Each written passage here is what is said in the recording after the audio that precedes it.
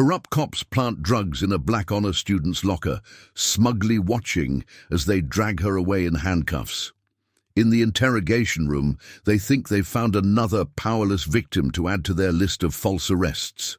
But the moment Maya Carter reaches for that phone, everything changes. Because her father isn't just any concerned parent. He's CIA General David Carter, and he's about to unleash the full force of U.S. intelligence to expose their corruption.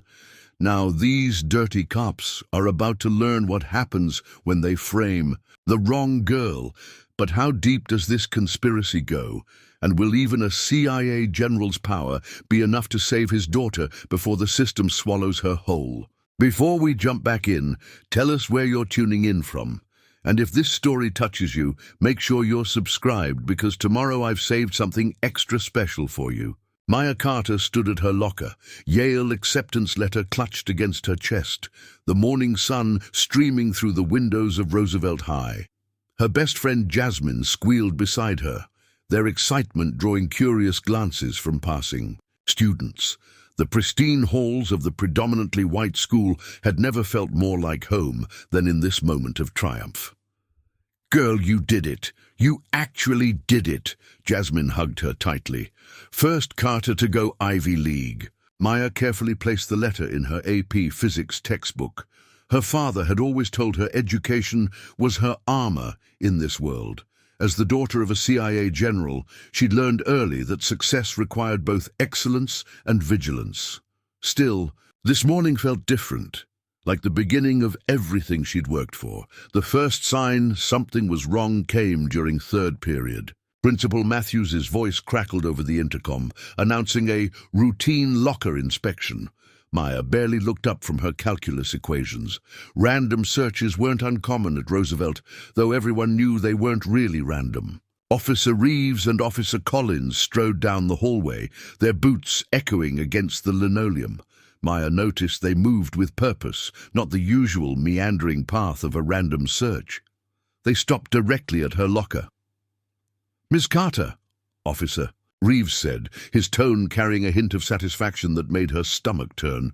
"Please step aside." Maya stood, confusion creasing her brow. "Is something wrong?" "That depends on what we find, doesn't it?" Officer Collins smirked, already pulling on latex gloves. The search was quick, almost choreographed. Officer Collins reached into her locker, straight to the back corner, and emerged with a small plastic bag. Maya's heart stopped. White powder. "Well, well," Officer Reeves drawled, holding the bag up to the light. "What do we have here?" "That's not mine." Maya's voice cracked with panic. "I've never seen that before. Someone must have—" "Save it for the judge."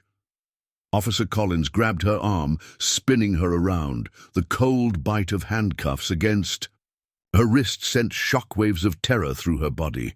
Students lined the hallway, phones recording everything. Maya caught glimpses of their faces, shock, confusion, and from some, a knowing sympathy. This wasn't the first time they'd seen this scene play out, though never with someone like Maya.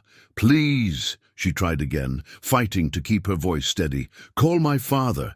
This is a mistake." "Your father?" Officer Reeves laughed. "Sure, you'll get your phone call after processing." They marched her through the halls, past her AP chemistry classroom, where just yesterday she'd been named Student of the Year. Past the trophy case displaying her debate team victories. Past the college acceptance wall where her Yale letter would never hang. Jasmine stepped forward from the crowd, tears streaming down her face. "Maya, I'm calling your dad. We know you didn't do this." The officers shoved Maya through the front doors, into the blinding morning sun. As they pushed her head down into the patrol car, she caught a final glimpse of her school. All her achievements, her careful planning, her perfect record, destroyed in an instant by a planted bag and corrupt cops who thought they'd found an easy target. They didn't know about the secure line she'd memorized years ago, when her father first warned her about days like this.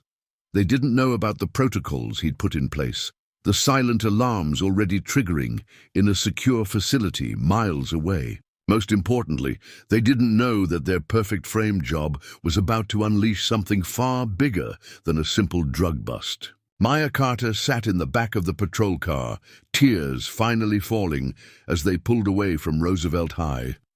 But beneath the fear and humiliation, a steel core of determination took hold. These officers thought they were ruining her life. They were about to learn just how wrong they were. General David Carter stood in the dimly lit Situation Room at CIA headquarters, laser-focused on satellite imagery of a developing crisis in Eastern Europe. 20 years of military intelligence had taught him to control his expressions, but when his secure line buzzed with Maya's emergency code, his facade cracked. "Excuse me, gentlemen." His voice remained steady as he stepped away from the table. The other officials barely looked up, accustomed to urgent interruptions. "Maya," he kept his voice low, already moving toward his office. The tremor in his daughter's voice sent ice through his veins. "Daddy, they planted drugs in my locker. I'm at the police station. They're saying, 'Who's handling your booking?'" The general's mind shifted into tactical mode, years of training taking over. Officers Reeves and Collins. "Dad, they didn't even read me my rights. They just—" "Listen carefully, Maya. Say nothing else. Don't sign anything. I'm on my way." He ended the call, his hand already reaching for another secure line. Within minutes, his team was mobilizing. Sarah Chen from Internal Affairs owed him a favor from a joint operation last year. Marcus Washington, the best civil rights attorney in D.C., was already clearing his schedule. But it was the data analyst's preliminary report that made the general's blood run cold. "Sir, Officers Reeves and Collins have an unusual pattern of arrests. 23 drug busts in the past year, all minority students, all with pristine records, all pleaded out under pressure, and, sir—" The analyst hesitated. "All the evidence was processed through the same lab tech." General Carter's jaw tightened. He'd spent his career protecting America from external threats. Now his own daughter was caught in a web of domestic corruption that had probably destroyed dozens of innocent lives. The drive to the police station was a blur of phone calls and data streams.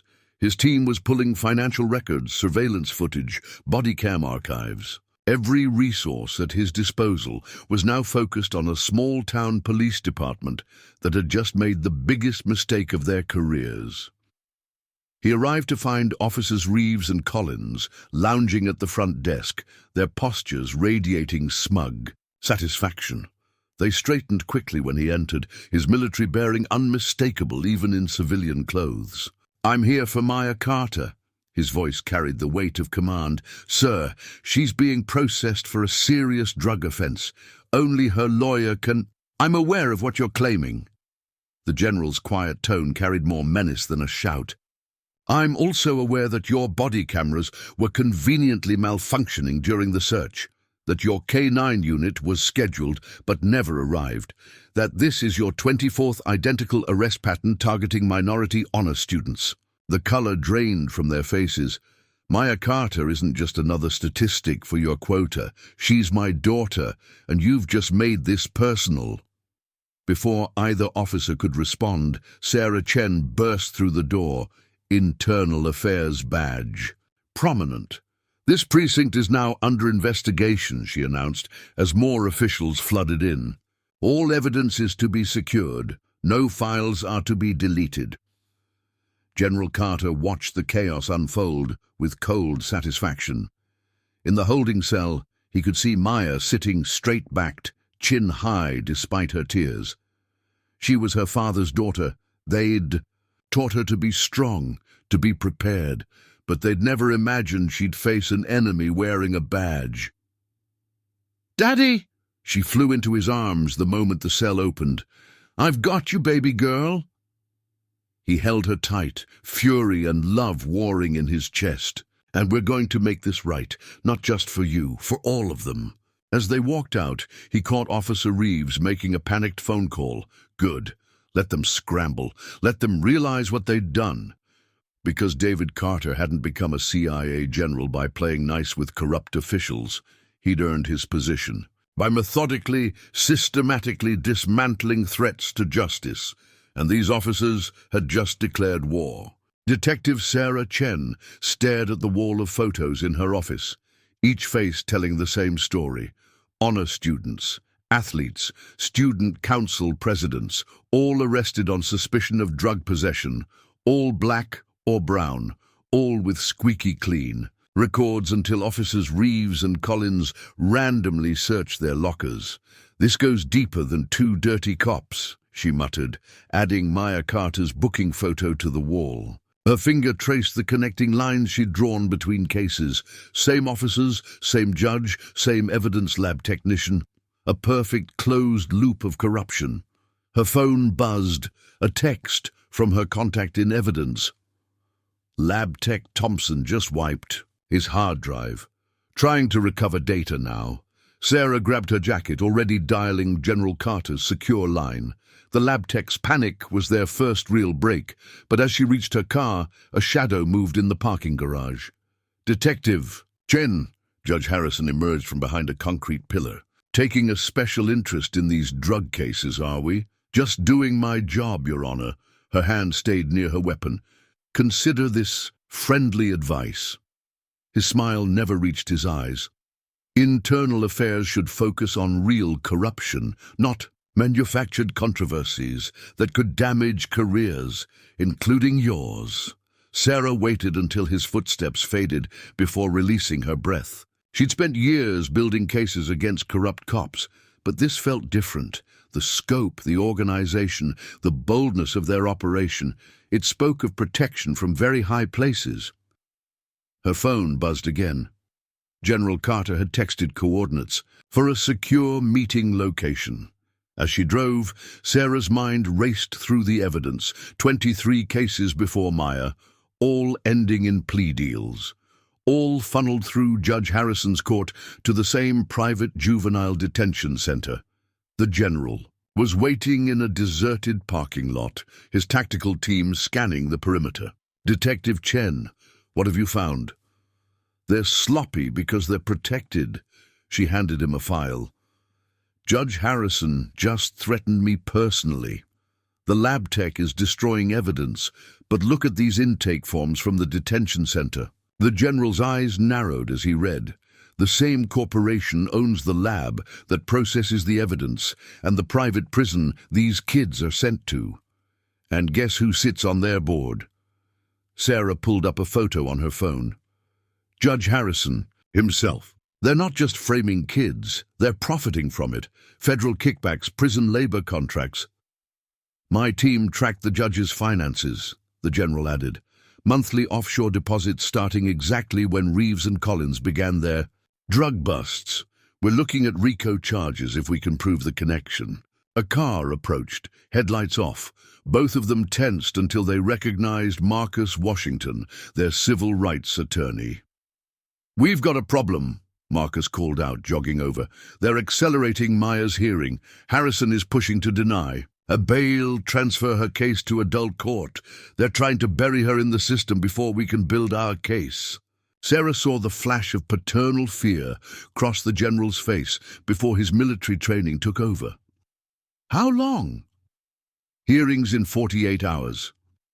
Then we have 48 hours to tear their operation apart." The general's voice was steel. "Detective Chen, start with the lab tech. He's the weak link. Mr. Washington, prepare emergency motions for every kid they've convicted. If they want a war, we'll give them one." Sarah nodded, already heading to her car, but the general's next words stopped her. "And, detective, watch your back. These people have already proven they'll do anything to protect their scheme." As she drove back to the station, Sarah glanced at Maya's photo on her passenger seat. Just another kid with dreams, caught in a system rigged against her. But this time, the system had picked the wrong target, because Maya Carter wasn't just another statistic. She was the key to burning it all down. General Carter's home office had transformed into a tactical command center overnight. Multiple screens displayed surveillance feeds, financial records, and case files. His most trusted CIA analysts sat at makeshift workstations, their fingers flying over keyboards as they dug deeper into the corruption network. Maya sat curled in her father's leather chair, still wearing her Yale sweatshirt from that morning that now felt like a lifetime ago. Her eyes tracked the constant flow of information across the screens, watching her father coordinate the operation with military precision. "Sir, we've got movement on Thompson's accounts," called out Agent Rodriguez. "Large cash withdrawal 10 minutes ago. Airport cameras show him heading to Terminal C." "Have TSA hold him," the general ordered, not looking up from his tablet. "Detective, Chen is en route." Marcus Washington burst through the door, his usually immaculate suit wrinkled from a day of emergency court filings. "They're pushing back hard. Judge Harrison just cleared his entire docket to fast-track Maya's case." "They're scared," Maya said quietly, making both men turn. "They know you're coming for them." A subtle beep drew their attention to one of the security feeds. A black SUV with tinted windows crawled past their house for the third time that hour. "They're watching us," the general noted calmly, but Maya saw him touch the weapon concealed under his jacket. "General," Agent Rodriguez called out again, "you need to see this. We've traced the offshore accounts. The money's not just going to Harrison. There's a whole network, judges, prosecutors, prison officials, and, sir, there's a congressman involved." The room fell silent. Maya watched her father's expression darken as he absorbed the implications. This wasn't just about her anymore. They'd stumbled onto something much bigger. "Dad?" Maya's voice wavered slightly. "Maybe we should just take the plea deal. If this goes as high as Congress—" "No." The general's voice was firm as he crossed to her chair. "You didn't do anything wrong, Maya, and I didn't raise you to back down from a fight. But they could hurt you, your career, your reputation. Listen to me." He knelt beside her chair, his voice softening. "Everything I've done, every rank I've earned, was to protect people from exactly this kind of corruption. What good is all that power if I can't use it to protect my own daughter, to protect all the other daughters and sons they've destroyed?" Marcus cleared his throat. "They're offering probation. No jail time, if she pleads guilty. And a permanent record." The general stood, his decision made. "No, we're not playing their game. Maya's case isn't just about Maya anymore. It's our way in, our chance to expose everything." A series of rapid beeps from the security system drew their attention. Agent Rodriguez's hands flew over his keyboard. "Sir, our surveillance just picked up 3 more vehicles, unmarked. They're setting up a perimeter around the house." "Let them watch." The general's smile was cold. "While they're focused on intimidating us, Detective Chen should be reaching our friend from the lab right about." His phone buzzed. The text from Sarah Chen was brief. "Thompson's singing, get ready." Maya stood, moving to her father's side as they watched the surveillance feeds. Outside, more dark vehicles gathered, trying to pressure them with a show of force. But in here, in this makeshift war room, she felt something she hadn't since the moment those handcuffs closed around her wrists. Hope. "What's our next move?" she asked. The general's hand squeezed her shoulder. "Now, we go on the offensive. Rodriguez, activate Protocol Delta. Mr. Washington, prepare your press packets. It's time to let the public see exactly what's been happening in Judge Harrison's courtroom." Maya watched the controlled chaos unfold around her, her father's team, moving with practiced efficiency. They had 40 hours until her hearing, 40 hours to unravel a conspiracy that reached into the halls of Congress. But looking at the determination on her father's face, she knew one thing for certain. They had just picked a fight with the wrong family. Maya's hands trembled as she scrolled through her phone, reading message after message from classmates. Some offered support, others shared shocked disbelief, but it was the ones calling her a disappointed role model that cut deepest. Her acceptance letter lay on her bedside table, now feeling more like a cruel joke than a dream come true. A soft knock interrupted her thoughts. Jasmine stood in the doorway holding a stack of papers. "I found them, Maya. All the others." She spread out printouts across Maya's bed, newspaper clippings, social media posts, court records, faces of other students, all eerily similar to Maya's situation. Tanisha Washington, varsity track star, headed to Stanford before her arrest. Marcus Rodriguez, debate team captain, Princeton scholarship revoked after his guilty plea. They all went through Harrison's court, Jasmine pointed out. And look at their lawyers, all public defenders who pushed plea deals within 48 hours of arrest. Maya's throat tightened. "Have you contacted any of them?" "Most won't talk. They're scared. But Tanisha..." Jasmine pulled up a private message. "She's willing to meet. Says she has proof the evidence was planted, but nobody would listen." A commotion downstairs drew their attention. Through her window, Maya spotted another news van pulling up outside their house. The story was growing, despite Judge Harrison's attempts to suppress it. "Maya," her father's voice carried up the stairs, "you need to see this." In the war room, all eyes were fixed on a live news feed. Judge Harrison stood on the courthouse steps, his expression grave. "These allegations are a desperate attempt by a troubled young woman to avoid responsibility for her actions. The evidence is clear, and justice will be served." The camera panned to show officers Reeves and Collins flanking him, their faces stern and professional. Maya felt sick watching their act, knowing what they'd done. "There's more," her father said quietly. He handed her a folder. Inside were photos, surveillance shots of other students being arrested, all following the same pattern. But it was the last photo that made her gasp. A teenage boy being led away in handcuffs, dated just 2 hours ago. "They're not stopping," Maya whispered. "Even with all this attention, they're still doing it. Because they think they're untouchable." General Carter's voice was steel. Harrison's press conference was a message. "He's daring us to stop him." Jasmine's phone buzzed. "Tanisha's agreed to meet tonight. Says she has videos from inside the detention center." Maya looked at the faces spread across her bed.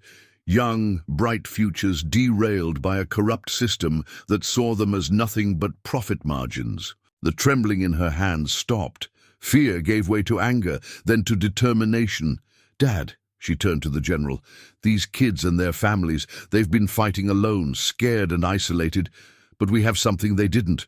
Resources, connections, and nothing left to lose."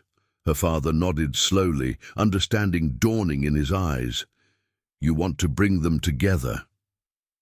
"Harrison's trying to paint me as a spoiled kid crying wolf. But what happens when 20 students tell the same story? When their families all point to the same patterns, the same officers, the same judge?" The general turned to Marcus Washington. "Can you arrange a secure meeting place?" "My office. After hours." The lawyer was already making calls. "I'll contact everyone we've identified." Maya picked up Tanisha's photo, remembering her from track meets. Always smiling, always determined. Now she was working minimum wage. Her college. Dreams shattered by a false conviction. "They thought picking me would be safe." Maya's voice was quiet but firm. "A way to boost their numbers without risking exposure. Instead, they gave us the one thing these families never had, a platform they can't ignore." Outside, reporters clustered at their property line, cameras trained on their house. Judge Harrison thought his press conference would intimidate them into silence. But Maya Carter, daughter of a CIA general, had learned strategy at her father's knee. Sometimes, the best defense wasn't just fighting back, it was building an army. General Carter's intelligence team worked through the night, following money trails that wound through a maze of shell companies and offshore accounts. Every transaction told the same story: systematic corruption disguised as justice. "Sir," Agent Rodriguez called out, his face illuminated by multiple screens, "we've found something in the prison corporation's contracts. They're guaranteeing minimum occupancy rates to investors. They need a steady stream of convictions to meet their quotas. The general was about to respond when the light suddenly cut out. Emergency generators hummed to life as his security team sprang into action. Power grid shows targeted interruption, an analyst reported. Just our block. This is no accident. Through the window they spotted movement, dark figures approaching the house from multiple angles. The general's hand moved to his weapon, but before he could issue orders, a deafening crash echoed from the garage. Car bomb! Security personnel rushed to contain the fire. Sir, your vehicle was empty, the general finished grimly. They're escalating, getting sloppy. His phone buzzed with an encrypted message from Detective Chen. Thompson found dead in holding cell. Suicide. Evidence locker fire destroyed all pending drug samples. Maya appeared in the doorway, face pale but determined. Dad, Tanisha just called. Someone broke into her house, stole her phone and laptop. All her evidence is already backed up to our secure server, he assured her. They're trying to clean house, but they're too late. Another explosion rocked the night. This one closer to the house. Warning shots, getting nearer. They wanted the Carters to know they were coming. Sir, Rodriguez interrupted, Congressional Oversight Committee just announced an emergency session. The congressman we traced the payments to, he's trying to shut down our investigation, claiming national security concerns. The general's laugh was cold. They really don't know who they're dealing with, do they? He pulled up a secure line to his CIA contacts. 20 years of service had earned him more than just rank. It had built a network of people who owed him favors, people who understood that sometimes protecting America meant fighting enemies from within. Execute Protocol Echo, he ordered. All channels, full spectrum release. Around the room, screens lit up with data dumps, financial records, surveillance footage, internal emails, everything they'd gathered on the corruption network, now flooding to every major news outlet and law enforcement agency simultaneously. They can't bury what everyone can see, Maya understood, watching the information flow. Another explosion, closer still. The security team moved to defensive positions as police sirens wailed in the distance. But the general remained calm, watching his screens. 3, 2, 1. His phone rang, a direct line from the Attorney General's office. On the news feeds, breaking headlines screamed about corruption investigations and judicial misconduct. The congressman's committee hearing was suddenly postponed. Sir, Rodriguez reported with satisfaction, FBI tactical teams are moving on multiple locations. Judge Harrison's house, the detention center, precinct evidence rooms. A final explosion lit up the night, this one catching the edge of their front porch. Maya flinched, but her father's hand on her shoulder was steady. Let them show their desperation, he said quietly. Every attack, every attempt to silence us, just proves what we're fighting against. Through the window, they watched. Police cruisers surround the property, lights flashing. But these weren't Reeves and Collins's corrupt allies. These were state police, FBI, forces beyond local control. Maya's phone buzzed with messages from other victims' families. They'd seen the news, watched their private nightmare become a national scandal. Their fear was turning to hope, then to determination.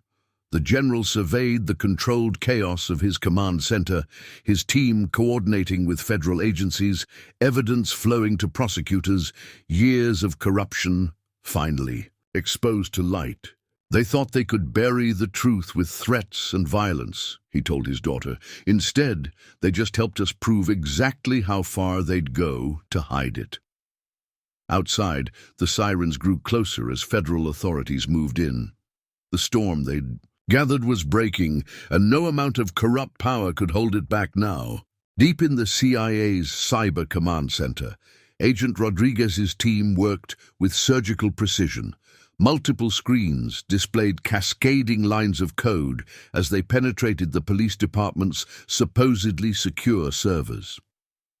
"Found it," a young analyst called out.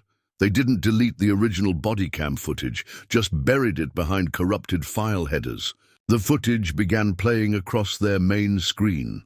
Officer Reeves's camera showed him receiving a phone call moments before Maya's arrest. The audio was crystal clear. "Carter's locker. Make it happen. Judge wants this one handled quickly." Maya, watching from beside her father, felt her hands clench into fists. They didn't even try to hide it. "They never needed to before," the general replied. "Rodriguez, what else?" "Sir, accessing their evidence logging system now. Every drug sample from the past year, all processed in under 3 minutes. Statistically impossible." Another analyst raised her hand. "General, you need to see this. The private detention center's internal emails. They're discussing recruitment quotas for their prison labor program. They specifically target high-achieving students. Higher education means better workers for their contracts." Maya's phone buzzed with a news alert. Her story had gone viral, spawning hashtags and social media campaigns. Other victims were coming forward, sharing their stories. The wall of silence was cracking. "They're trying to shut down their servers," Rodriguez reported, fingers flying across his keyboard. "But we've got mirrors running. Everything they delete, we're backing up in real time." Surveillance footage began auto-playing on a side screen. Officers Reeves and Collins in the evidence room, planting drugs in evidence bags. Judge Harrison in his chambers, accepting envelopes of cash. The lab technician systematically falsifying test results. "Upload everything," the general ordered. "Every platform, every channel. Make it impossible to contain." Maya watched as years of corruption spilled across the internet. Her own arrest video was trending, but now viewers could see what the officers couldn't hide: the practiced efficiency of a routine frame job. "Sir," Rodriguez's voice carried new urgency, "they're launching a counterattack, trying to flood social media with disinformation, bot farms activating to discredit the evidence." "Let them try." The general's smile was razor sharp. "Show them what a real cyber team can do." The analyst's response was devastating. For every fake account spreading lies, they released another damning piece of evidence. For every attempt to bury the story, they had 10 verified victims ready to speak out. Maya's social media exploded with support. Her Yale acceptance story ran alongside her arrest footage, forcing people to confront the reality of what they were seeing. This wasn't just another crime story. It was the systematic destruction of young lives for profit. "Dad," she pointed to a new alert, "Judge Harrison's trying to issue a gag order. He's claiming national security concerns because of your involvement." "Perfect," the general nodded to Rodriguez. "Execute Protocol Sierra." Suddenly, every digital billboard in the city displayed the same image. Harrison accepting bribes, time-stamped and authenticated. Traffic cameras, ATM feeds, security footage, an inescapable wave of evidence. "They weaponized the system against innocent kids," the general explained to his daughter. "Now we're using it to show everyone exactly how they did it." Maya watched the data stream continue, each new revelation adding to the growing outrage. The corrupt power structure that had seemed so invincible was being dismantled bite by bite, its darkest secrets dragged into the light. "Sir," Rodriguez called out one final time, "they're running out of options. Their last firewalls are down. Should we proceed with full disclosure?" The general looked at Maya, letting her make the call. She thought of all the other students whose lives had been derailed, who didn't have a CIA general for a father or a cyber team to reveal the truth. "Show them everything," she decided. "Every case, every frame, every profit they made from destroying lives." With a few keystrokes, the final databases were opened. The truth could no longer be contained, controlled, or denied. In the digital Age, darkness couldn't survive exposure to light, and Maya Carter's case had just turned on every spotlight in the system. Marcus Washington's law office buzzed with nervous energy as families filled every available space. Tanisha Washington sat with her track medals still hanging on her neck, a reminder of the future she'd lost. Next to her, Maria Rodriguez clutched her acceptance letter to Princeton, now just a piece of paper marking what could have been. Maya stood at the front of the room, her father's steady presence behind her. "I know you're all scared," she began. "I know they told you to stay quiet, to take the plea deals, to just try to move on with your lives. They said no one would believe us." Tanisha spoke up, her voice bitter. "A judge's word against ours. We never had a chance. But now we have proof." Maya nodded to Agent Rodriguez, who started playing the recovered footage. The room fell silent as they watched Officer Reeves and Collins following the same script over and over.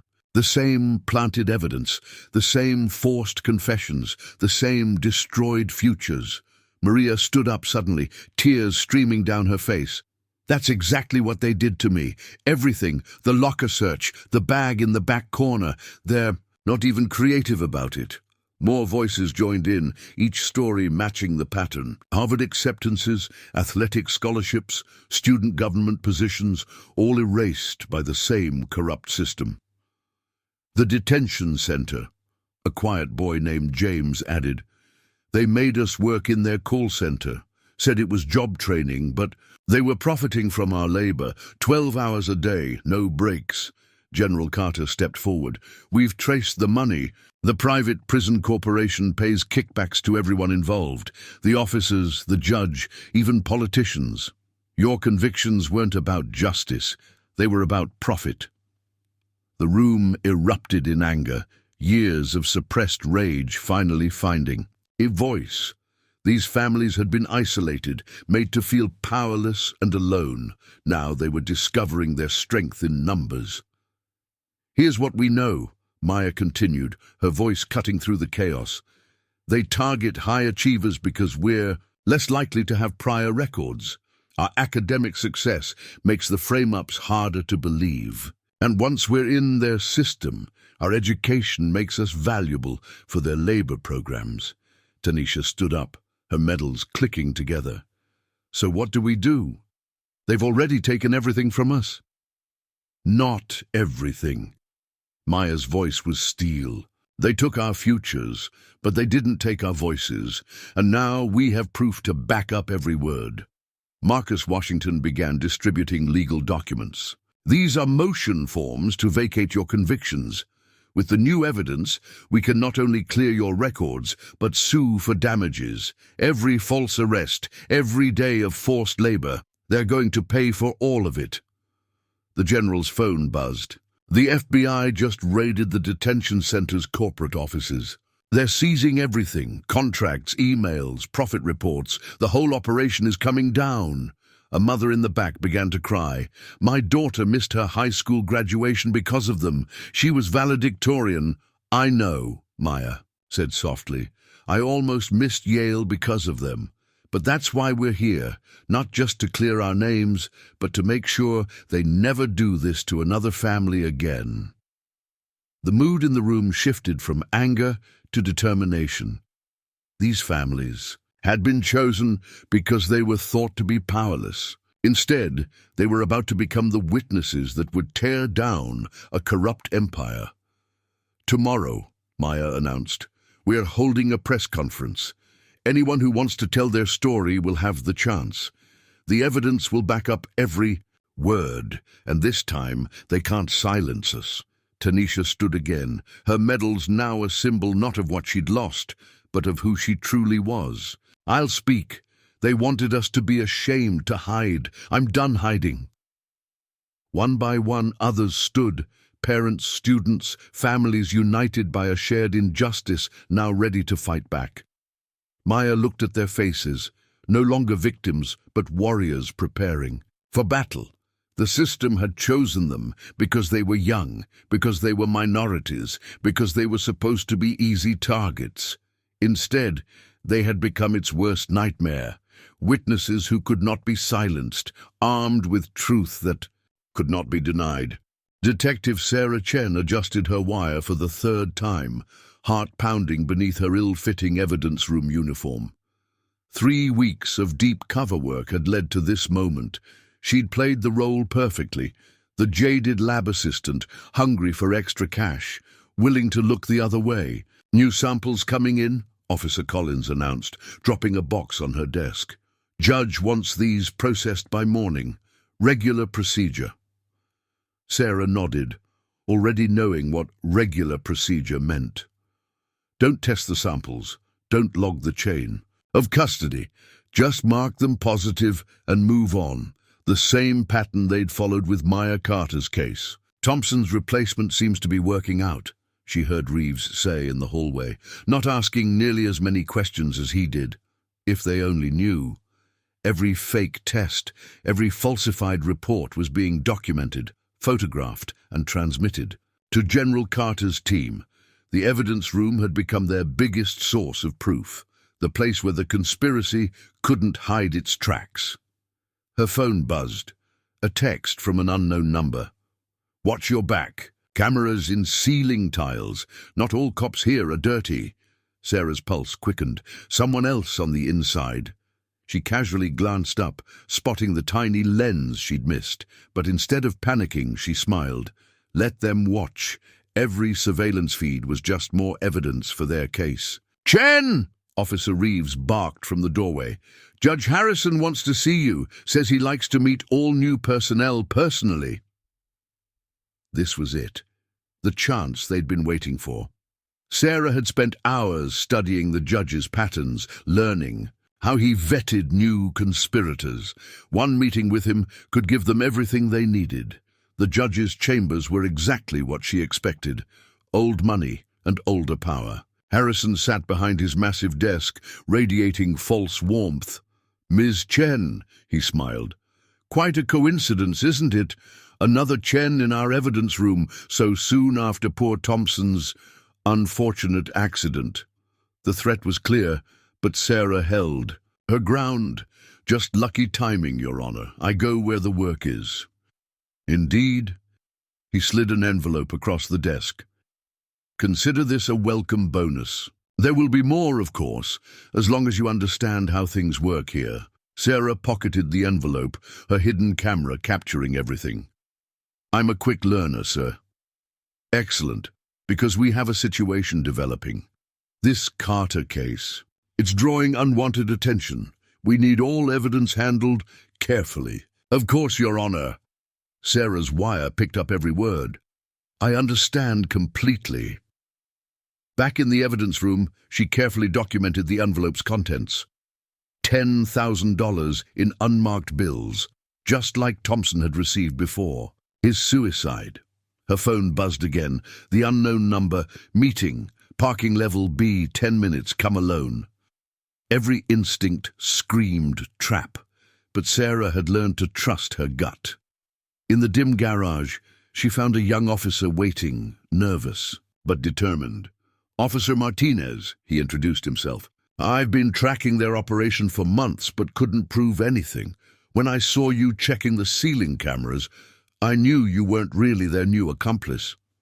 "How many others?" Sarah asked. "A dozen officers at least. Good cops, who want to help but are afraid of ending up like Thompson. But now, with the Carter case bringing attention," Sarah made a decision. "Get me their names, quietly. The general's daughter wasn't their first victim, but she's going to be their last." Martinez nodded, then disappeared into the shadows. Sarah headed back upstairs, mind racing. They had judges on tape, dirty cops on camera, and now a growing list of witnesses from inside the department itself. Her final text of the night was to General Carter. "Evidence secured. Harrison took the bait, moving to phase 2. The response was immediate. "Good work, detective. Tomorrow, we end this." Sarah looked around the evidence room. Her prison. For the past 3 weeks, every falsified test, every planted sample, every frame-up had been documented. Tomorrow, it would all come crashing down. Officer Collins poked his head in. Chen, more samples. Judge says these are priority. Of course. Sarah smiled, thinking of the cameras recording his every move. Whatever the judge needs. General Carter walked through the halls of the Capitol with the quiet confidence of a man who held all the cards. His meeting with the Senate Judiciary Committee wasn't scheduled, but they would see him.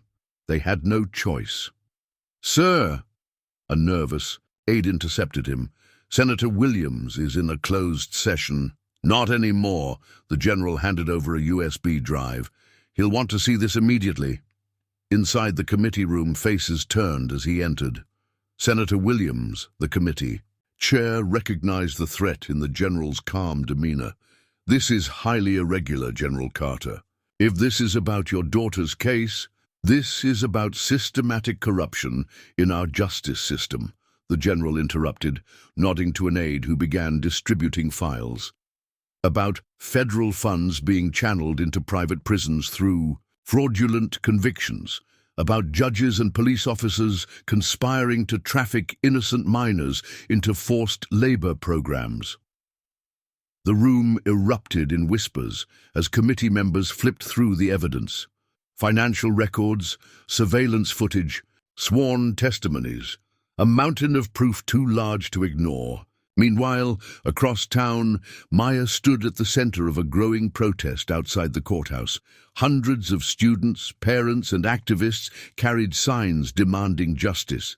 The crowd parted as Tanisha Washington took the megaphone. "They tried to silence us," her voice rang out. "They thought our dreams didn't matter, but look around, we're not hiding anymore." News cameras captured every moment as more families stepped forward to tell their stories. Social media exploded with support, the hashtag Justice for Maya, evolving into #systemic injustice. Back in the committee room, Senator Williams's face had turned ashen. "These allegations, if they're true..."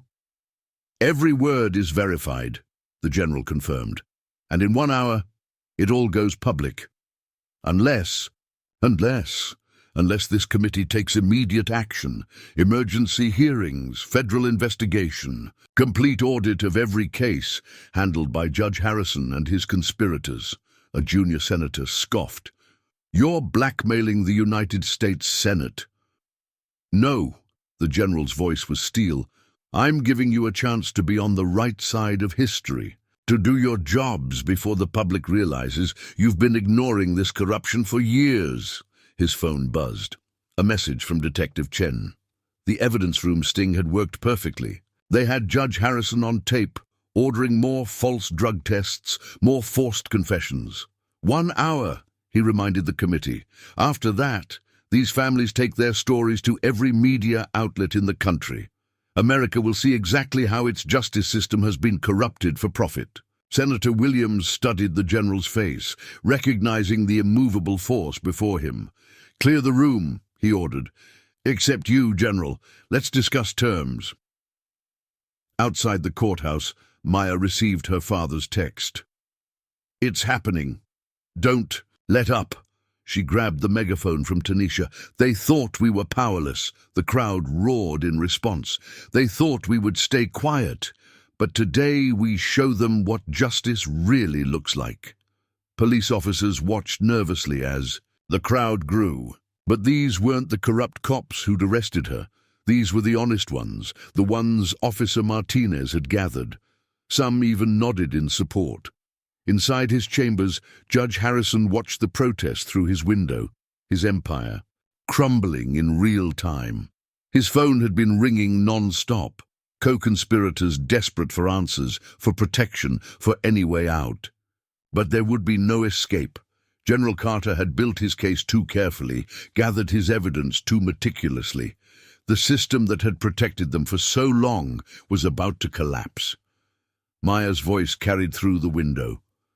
"No more false arrests, no more corrupt judges, no more stealing our futures." The judge reached for his phone one last time, but there was no one left to call. The powerful men who'd guaranteed his protection were all facing their own reckonings. In the capital, General Carter emerged from the committee room, victory contained in a single nod to his waiting staff. The machinery of justice was finally turning in the right direction. His daughter's voice echoed across the city. "Today, we take back our power." The morning headlines hit like bombshells. CIA general accused of selling state secrets. Top intelligence officer under investigation. Carter's corruption, hero or traitor? Maya stared at her father's photo splashed across every news channel. Each story painting him as a desperate man, trying to protect his guilty daughter by betraying his country. The carefully crafted lies were almost beautiful in their construction. "They're saying you accessed classified files without authorization," Marcus Washington explained, spreading out the legal documents. "That you traded state secrets to foreign agents in exchange for help discrediting local law enforcement." General Carter sat calmly at his desk, watching his own career assassination unfold on multiple screens. "Right on schedule." "Dad?" Maya's voice cracked. "What do you mean?" "They're predictable, sweetheart.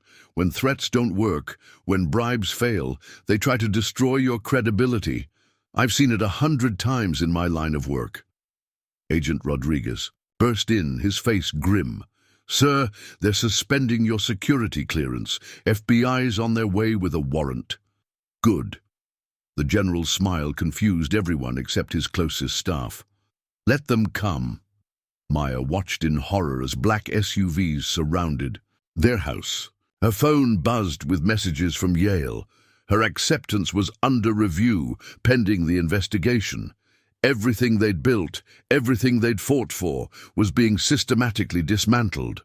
"Dad, they're destroying you because of me, because you tried to help me." Tears streamed down her face. "Maybe if I just take the plea deal?" "No." His voice was firm as he stood, straightening his tie. "This is exactly what they want. To make us doubt ourselves, to make us give up right before—" The door burst open as FBI agents flooded in, weapons drawn. "General David Carter, you're under investigation for espionage and treason." Maya watched them handcuff her father, the same way she had been handcuffed in school. But while she had cried, he was smiling. It wasn't until they led him past her that she heard his whisper, "Check the safe. Password, your birthday." Hours later, after the agents had gone, after the reporters had gotten their footage of the disgraced general being led away, Maya opened the hidden safe in his office. Inside was a single thumb drive labeled Insurance. Agent Rodriguez helped her access the files. What they found made her breath catch. Years of surveillance on Judge Harrison and his network. Money trails leading to offshore accounts. And most importantly, recorded conversations proving the frame-up was planned long before her arrest. "They didn't target you randomly," Rodriguez explained. "They chose you because of your father. They thought framing you would give them leverage. Over him, force him to look the other way." "But why?" Maya asked. "What was he investigating?" "Human trafficking." Detective Chen's voice came from the doorway. She held up her badge. "Not just the forced labor in detention centers. International rings using the same corrupt judges and cops to make vulnerable kids disappear into the system." "Your father was close to exposing everything." Maya's phone buzzed again, Tanisha sharing videos of protests erupting outside the FBI office. The public wasn't buying the frame-up. "Stand with Carter" was trending nationwide. "Your father knew they'd try this," Chen continued. "Every file they're using to frame him is doctored. We can prove it. But he needed them to make their move. To commit fully to the lie, so they'd fall into their own trap," Maya realized. Rodriguez's computer beeped. "Sir's emergency protocols are activating. Every major news outlet just received proof of the fake evidence. The FBI's cyber division is already backing off, saying they were given falsified intelligence." Maya looked at her father's empty office, understanding finally dawning. He had known they would try to destroy him, had counted on it, had planned for it. Her phone buzzed one last time, a message from an unknown number. Phase 2 complete. Stand by for extraction. Outside, the media circus was already changing its tune. CIA general framed. Corruption ring targets intelligence officer. Carter case. The truth emerges. Maya Carter stood at her father's window, watching the story shift. They had tried to frame a teenage girl, then tried to destroy her father. Instead, they had given them exactly what they needed, proof of how far they would go to hide their crimes. Maya sat in Marcus Washington's office, staring at the plea agreement that could end this nightmare. One signature admitting guilt, and her father would be released, his career salvaged. The corruption investigation would disappear, and everyone could pretend none of this had ever happened. The offer expires at midnight, Marcus explained gently. Your father's reputation, his freedom, his entire legacy, it all depends on your decision. Her hands trembled as she picked up the pen. Across town, her father sat in a federal holding cell, still refusing to speak without his lawyer. The news had shown him being led into court, his military bearing unbroken despite the chains. They're breaking him, Tanisha said quietly, from the corner. Just like they broke all of us. Make it stop, Maya. Sign it. Agent Rodriguez burst in, his laptop open. Maya, wait. You need to see this. The screen showed security footage from the detention center. Teenage girls being led from their cells in the middle of the night. Guards exchanging money with men in expensive suits. The human trafficking operation her father had discovered. If you sign that plea, Rodriguez explained, all of this disappears. The investigation ends. These girls stay lost in the system. Maya's phone buzzed. Yale's final warning. Sign the plea, or her acceptance was permanently revoked. Her future, her dreams, everything she'd worked for, balanced on the edge of a pen. There are more girls every week, Detective Chen added, entering with a fresh stack of files. Some as young as 14. Your father was about to expose everything. When they arrested you, the weight of it all crashed down on Maya. The plea deal wasn't just about her case anymore. It wasn't even about her father. It was about all the lives hanging in the balance, all the futures being stolen by people who thought they were untouchable. Her father's voice echoed in her memory. Sometimes doing the right thing means being willing to lose everything. She stood up, dropping the pen. No, we don't give in. Not now, not ever. Maya, Marcus warned, think about what you're risking. Your father would never forgive me if I let them keep hurting innocent people to save him. Her voice grew stronger. He raised me better than that. The room fell silent as Maya moved to the window. Outside, protesters still filled the streets, demanding justice, not just for her now, but for every victim of the corrupt system. They thought framing me would silence my father, she said quietly. Instead, they gave us the key to exposing everything. I won't throw that away. I won't let those girls stay trapped. Her phone buzzed again, this time a message from an unknown number. Hold the line. Cavalry coming. Rodriguez's laptop beeped with urgent alerts.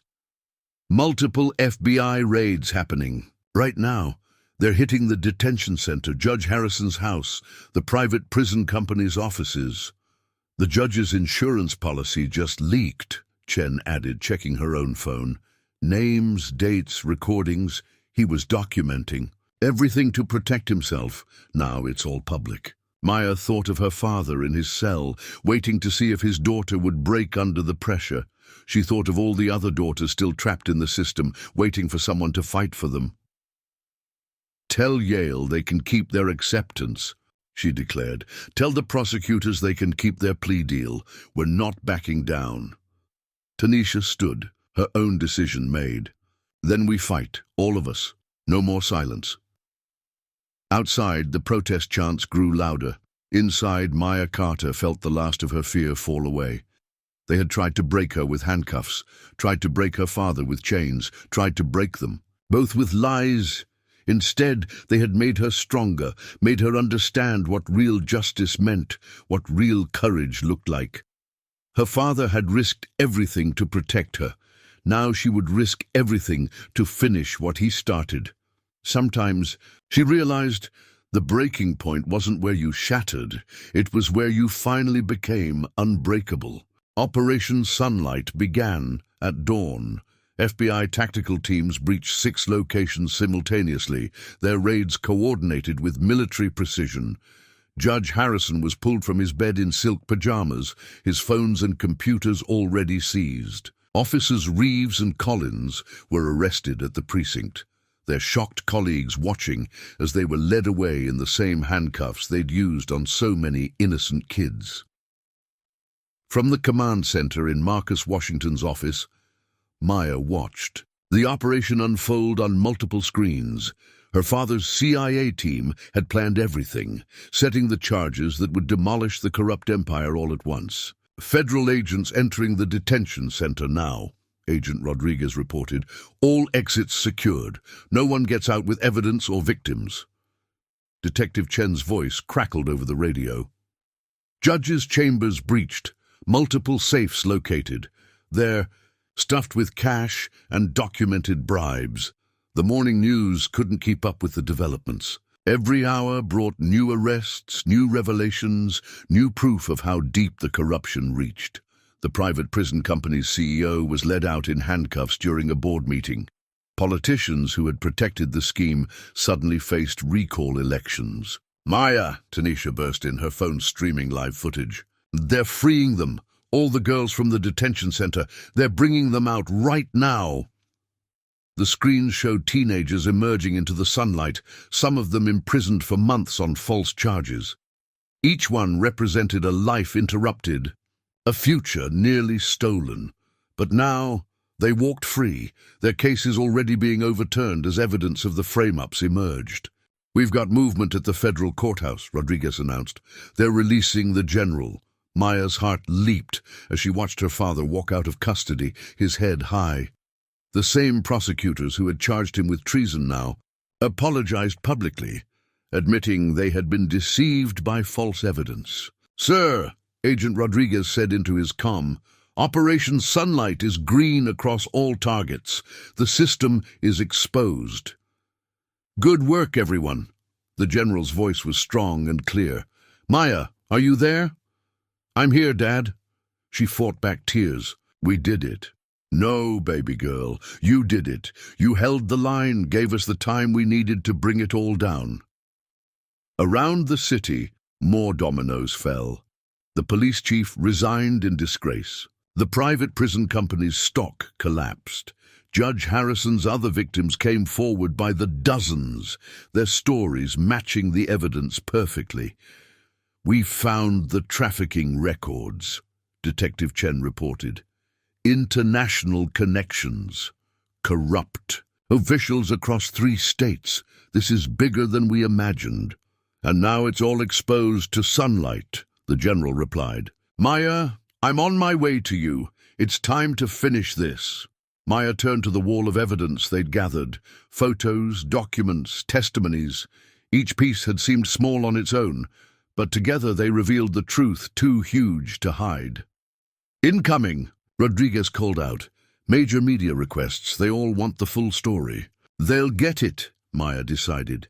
Every detail, every victim, every corrupt official who thought they could get away with destroying lives for profit. Outside, crowds gathered at the courthouse, at the police station, at the detention center. Not in protest now, but in celebration. Justice wasn't just a word anymore, it was becoming reality. Update from Yale, Tanisha reported, grinning. They want to know if you'll speak at freshman orientation, about standing up to systemic corruption. Maya laughed through her tears. They had tried to take her future, but instead had given her a new purpose. The same strength that had helped her survive was now helping others break free. Her father arrived as the sun reached its peak, still wearing his detention center jumpsuit like a badge of honor. They embraced in silence, understanding everything that had been risked and everything that had been won. Ready for the next phase? He asked softly. Maya nodded, thinking of all the other daughters still out there, facing corrupt systems alone. Ready, Dad?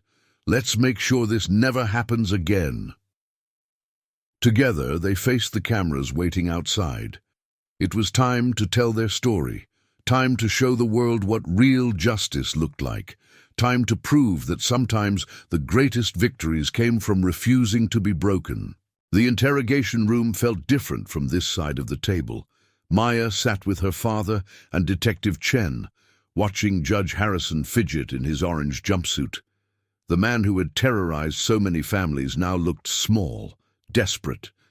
Let's talk about the other girls, Chen began, spreading photos across the table. The ones who disappeared into your special rehabilitation program. I want my lawyer, Harrison muttered, but his eyes kept darting to the photos. Your lawyer's been arrested too, the general informed him coldly, along with half your network. Right now, they're all racing to make deals. Question is, where does that leave you? In other rooms throughout the building, similar scenes played out. Officer Reeves broke first, confessing to years of planting evidence. Collins followed, revealing the kickback system that paid them for each false arrest. The prison company executives turned on each other, each trying to save themselves. Maya's phone lit up with updates from Rodriguez. Lab tech talking, says they never even tested most samples, just marked them positive on Harrison's orders. More dominoes fell by the hour. A congressman resigned rather than face investigation. 3. More judges were suspended pending review of their cases. The private prison company's board of directors was led out in handcuffs during an emergency meeting. Your Honor, Maya finally spoke, making Harrison flinch at his former title. How many lives did you destroy for profit? You don't understand, he pleaded. The system. It's bigger than me. I was just playing my part. We understand perfectly. The general's voice was ice. You saw poor kids, minority kids, as commodities, easy targets who couldn't fight back, until you picked my daughter. Harrison's lawyers had already leaked his cooperation agreement to the press. He would name names, reveal connections, expose every part of the corrupt machine he'd helped operate. In exchange, he might get 30 years instead of life. Outside the interrogation room, Tanisha waited with other victims and their families. One by one, they got to face their accusers, to see the people who had stolen their futures finally face justice. Breaking news, the hallway TVs announced. Private Prison Corporation CEO found dead in apparent suicide. Sources say he left detailed confession. The house of cards was collapsing faster than anyone could track. Maya's phone buzzed constantly with updates. 3 more judges under investigation. Police chief resigns, citing health reasons. FBI expanding probe to neighboring states class. Action lawsuit filed on behalf of victims. Congress announces emergency oversight hearings. It was supposed to be simple, Harrison muttered, almost to himself. Find kids with potential, plant evidence, push them into the system. The private prisons needed educated workers for their contracts. And the trafficking, Detective Chen pressed. The ones who disappeared completely. Harrison's face went ashen. Behind the two-way mirror, Marcus Washington nodded to federal agents. They had what they needed.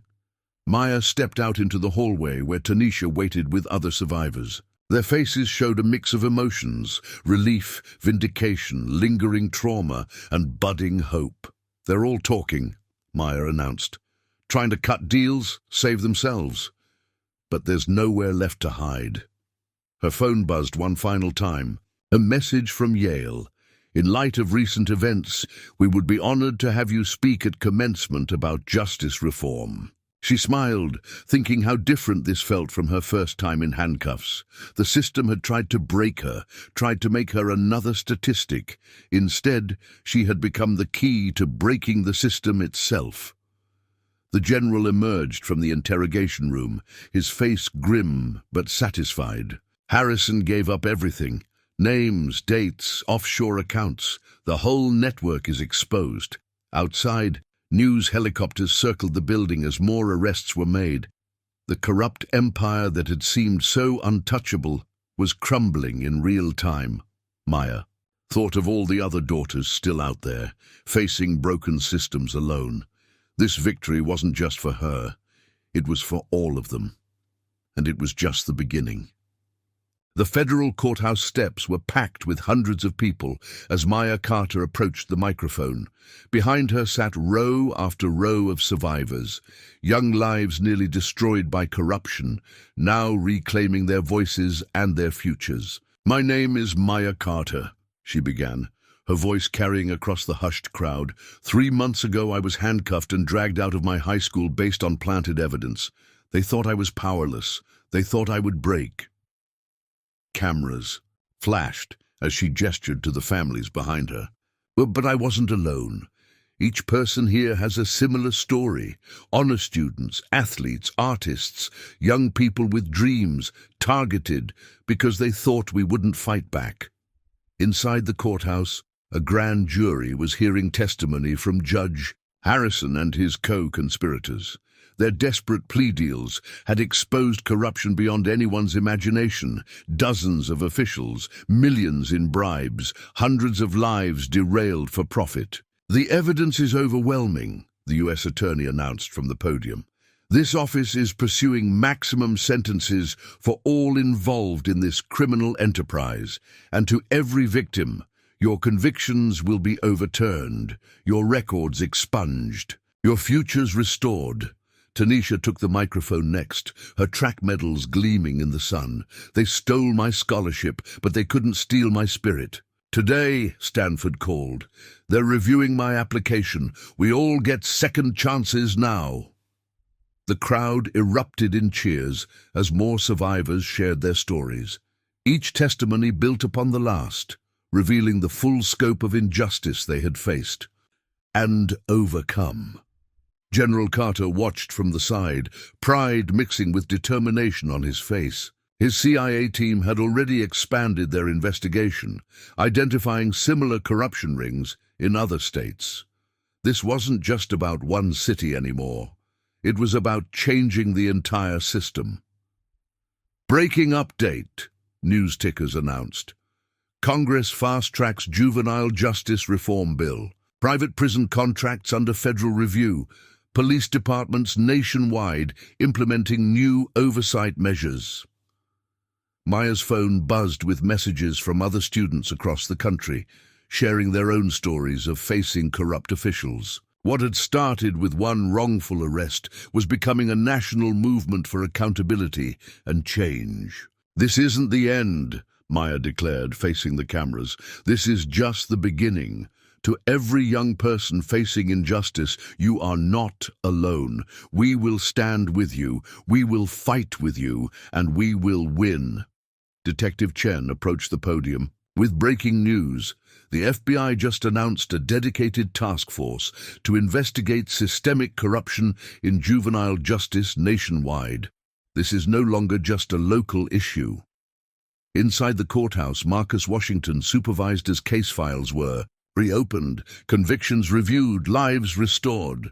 The legal system that had been weaponized against innocent kids was now being forced to make things right. "Yale Law School has created a new clinic," he announced to cheers, "focused specifically on fighting wrongful convictions and systemic abuse. And guess who they want as their first student advocate?" Maya smiled, thinking of how different this felt from the despair of her arrest. They had tried to destroy her future. Instead, they had helped her find her true calling. The general took the microphone last, his military bearing commanding attention. "To every corrupt official still out there, watch these young people. Learn from them, because they're coming for you next, and they will not back down." As the sun set over the courthouse, Maya stood with Tanisha and the other survivors, their hands linked in solidarity. The system had tried to silence them, to make them statistics in a corrupt machine. Instead, they had become warriors for justice, their voices too powerful to ignore. The change they had started would ripple out across the country, giving hope to others facing similar battles. "This is what justice looks like," Maya told the gathered crowd. "Not just punishment for the guilty, but restoration for the innocent. Not just changing laws, but changing lives."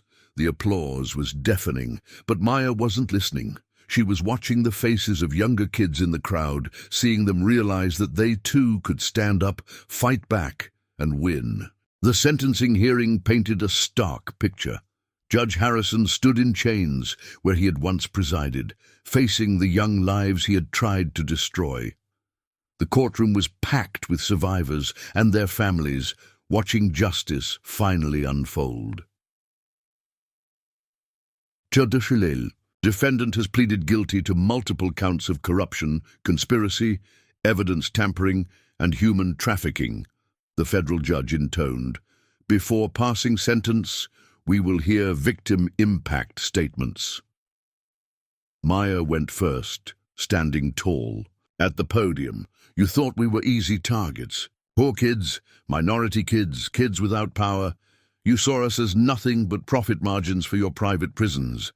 Today, we show you how wrong you were." One by one, the survivors spoke. Tanisha described losing her athletic scholarship. James talked about forced labor in the detention center. Each story added weight to the charges, each voice stronger than the last. 30 years, the judge announced finally. No possibility of parole, and full restitution to all victims. Officers Reeves and Collins received 20 years each for their role in the conspiracy. The private prison executives faced even longer terms for the trafficking operation. Every corrupt player in their system was facing justice. Outside, Maya watched as moving trucks arrived at the detention center. The facility was being converted into a youth education center, funded by seized assets from the corrupt officials. "Stanford. Just confirmed," Tanisha announced, hugging Maya tight. "Full scholarship starting next semester. They're calling it the Justice Scholars Program for students who fought systemic corruption." More good news poured in throughout the day. All wrongful convictions, officially expunged federal oversight programs, implemented nationwide police reform bills, passing with bipartisan support, private prison contracts cancelled across the state. New accountability measures for juvenile courts. "This is what change looks like," General Carter told the gathered reporters. "Not just punishing corruption, but transforming the system that allowed it to flourish." Detective Chen had been promoted to head a new integrity unit investigating police misconduct. Marcus Washington was appointed to the federal bench, replacing one of the corrupt judges they'd exposed. Maya's phone buzzed with updates from other cities where similar investigations were launching. The pattern they'd exposed in their case was helping others identify and fight corruption in their own communities. "Your father's methods were unorthodox," the Attorney General admitted during a press conference, "but he exposed a cancer in our justice system. Now we can finally begin to cure it." The CIA had officially cleared the general of all charges, acknowledging that his actions had served national security by exposing domestic corruption. His reputation wasn't just restored, it was enhanced. "Look," Tanisha pointed to the courthouse steps where they had once protested. Now a permanent memorial was being installed, bearing the names of every victim who had fought back against the corrupt system. Maya touched the plaque, reading the inscription. "Justice is not just the absence of corruption, but the presence of truth, dedicated to the young warriors who refused to be silenced." Her Yale acceptance letter had been framed, hanging now in Marcus Washington's office alongside photos of other survivors heading to college. What the corrupt system had tried to steal, they had reclaimed with interest. "The tables really have turned," Maya mused, watching Judge Harrison being led away to begin his sentence. "They thought they could bury us in their corrupt system. Instead, We buried their corrupt system. General Carter stood with his daughter, both of them watching the sunset over a changed city.